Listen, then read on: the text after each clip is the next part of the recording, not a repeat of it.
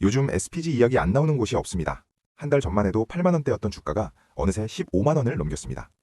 뉴스를 보면 이유는 분명해 보입니다. 엔비디아, 피지컬 AI, 휴머노이드 로봇. 그래서 시장은 이렇게 생각합니다. 아, 이제 로봇 진짜 시작이구나. SPG는 그 핵심 부품 회사구나. 그런데 여기서 한 번은 꼭 물어봐야 합니다. 이 주가 상승은 실적 구조가 바뀐 결과일까? 아니면 기대가 먼저 움직인 걸까? 최근 가장 많이 나온 이야기는 엔비디아가 국내 로봇 기업에 투자를 추진한다는 소식입니다. 이 뉴스가 왜 SPG로 바로 연결됐을까요? 이 말은 뭐냐면 피지컬 AI 시대에는 소프트웨어보다 로봇을 실제로 움직이는 부품이 중요해진다는 얘기입니다. 그리고 그 중심에 정밀 감속기가 있습니다. SPG는 하모닉과 사이클로이드 감속기를 모두 양산할 수 있는 몇 안 되는 국내 업체입니다. 그래서 시장은 엔비디아, 로봇, 감속기, SPG 이 흐름을 바로 그린 겁니다. 문제는 이 연결고리 안에 아직 숫자로 확인된 실적 변화는 없다는 점입니다. 주가를 보면 이 기대가 얼마나 빨리 반영됐는지 보입니다. 1월 초 8만 원대에서 한 달 만에 15만 원 선. 주가는 이미 로봇 핵심 부품 기업이라는 정체성을 미리 가격에 올려놓은 상태입니다. 이 과정에서 시가총액은 3조 원을 넘어섰고 시장은 이렇게 말하기 시작합니다. 정밀 감속기 매출 비중이 커지고 있다. 이제 기업 가치가 달라져야 한다. 하지만 여기서 중요한 건 주가가 바뀌었다고 사업 구조가 자동으로 바뀌는 건 아니라는 점입니다. 또 하나 자주 등장하는 표현이 있습니다. 바로 액추에이터 양산입니다. 이 말을 들으면 많은 투자자들이 이렇게 받아들입니다. 이제 대량 생산 들어가는구나. 하지만 실제로는 조금 다릅니다. 액추에이터는 새로운 공장을 지어야만 만들 수 있는 제품이 아닙니다. 기존 모터와 감속기를 결합해 조립하는 구조입니다.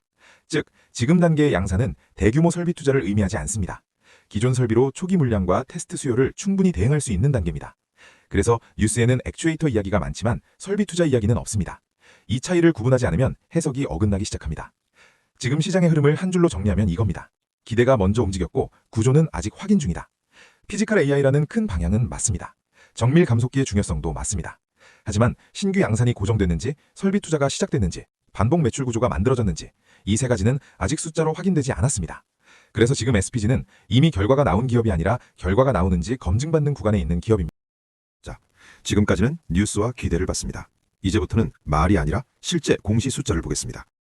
먼저 아주 중요한 전제부터 짚고 가겠습니다. SPG는 로봇 매출을 따로 공시하지 않습니다. 분기보고서 어디에도 로봇 매출이라는 항목은 없습니다. 로봇용 감속기, 정밀 감속기, 유지보수 매출은 전부 기타 매출에 섞여 있습니다. 확인되는 숫자는 이겁니다.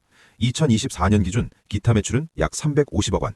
하지만 2025년 분기별로 이 기타 매출이 얼마씩 나뉘는지는 공시되지 않습니다. 즉, 2025년 분기별 로봇 매출 얼마다라는 숫자는 공식적으로 존재하지 않습니다. 그럼 뭘 봐야 하느냐? 먼저 설비 투자입니다. 2024년 말 SPG의 유형자산은 약 1,008억 원, 2025년 3분기 말에는 약 1,005억 원입니다. 숫자는 오히려 조금 줄었습니다. 이 말은 뭐냐면 2025년 들어 로봇 전용 감속기나 액추에이터를 위해 새로운 설비를 깔지는 않았다는 뜻입니다. 즉, 아직까지는 기존 설비로 대응하고 있다는 게 숫자로 확인됩니다. 분기별 가동률 수치는 직접 나오지 않습니다. 하지만 대신 볼 수 있는 숫자가 있습니다. 재고입니다. 2024년 말 재고 자산은 약 535억 원, 2025년 3분기에는 약 498억 원으로 줄었습니다. 설비는 그대로인데 재고는 줄고 매출은 늘었습니다. 이 조합은 딱 하나를 말합니다. 새 설비를 깐 게 아니라 기존 라인을 더 세게 돌렸다는 뜻입니다. 정리하면 2025년 분기 공시에서 보이는 구조는 이렇습니다. 설비 증가는 없고 재고는 줄고 매출은 늘었습니다. 이건 신규 로봇 양산 라인이 본격 가동됐다는 구조가 아닙니다.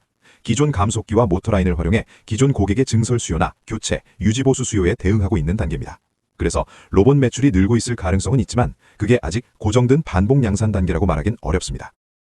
2025년 분기 공시를 보면 SPG는 분명 로봇 관련 수요를 처리하고 있습니다. 하지만 그 수요는 아직 설비 투자를 동반하지 않았고 반복 매출로 고정됐다고 보기 어렵고 기존 설비의 가동률로 흡수되는 단계입니다.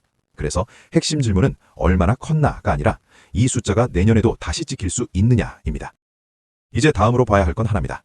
이 숫자들이 언제 설비 투자로 이어지는지, 언제 구조가 바뀌는지입니다. 그 지점을 놓치면 뉴스에 끌려가게 됩니다. 자, 이제 여기까지 보면 한 가지는 분명해집니다. SPG는 이미 끝난 이야기가 아니라 앞으로 구조가 바뀌는지를 지켜봐야 하는 기업입니다. 그래서 마지막으로 이 기업을 볼 때 어떤 뉴스와 어떤 공시 변화가 나오면 해석을 바꿔야 하는지 정리하고 마무리하겠습니다. 앞으로 뉴스에서 이 단어들이 나오기 시작하면 그때는 그냥 넘기면 안 됩니다.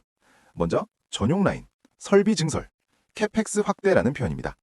지금까지는 액추에이터 이야기는 많았지만 설비 이야기는 없었습니다.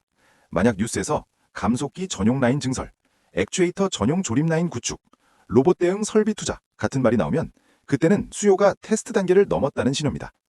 또 하나 중요한 키워드는 MOU가 아니라 공급 계약입니다. 지금까지 나온 건 협업 가능성, 파트너십 기대, 공동 개발 이런 표현들입니다. 이건 전부 가능성의 언어입니다.